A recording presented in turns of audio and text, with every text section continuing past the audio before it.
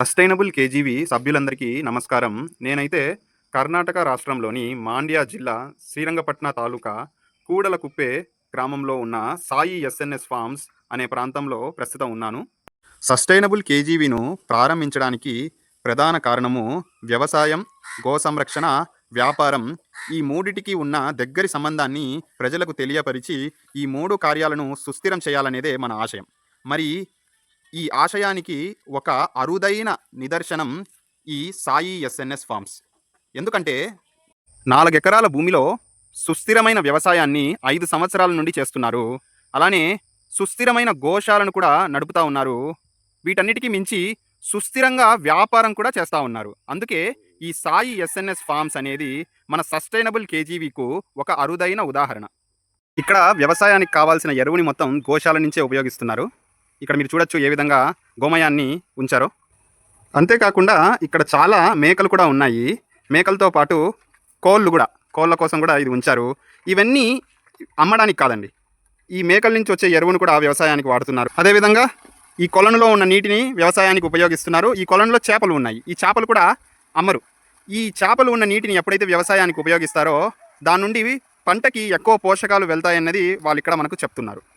మనం ఇప్పుడు గోశాలలో ఉన్నాము. ఈ గోశాలలో ఆవులు, ఎద్దులు, దూడలు అన్నీ ఉన్నాయి. 3 రకాల దేశవాళీ జాతుల్ని వీళ్ళు సంరక్షిస్తున్నారు. తమిళనాడుకు చెందిన కాంగేయం, రాజస్థాన్కు చెందిన తార్పార్కర్, అలానే కర్ణాటకకు చెందిన హల్లికర్.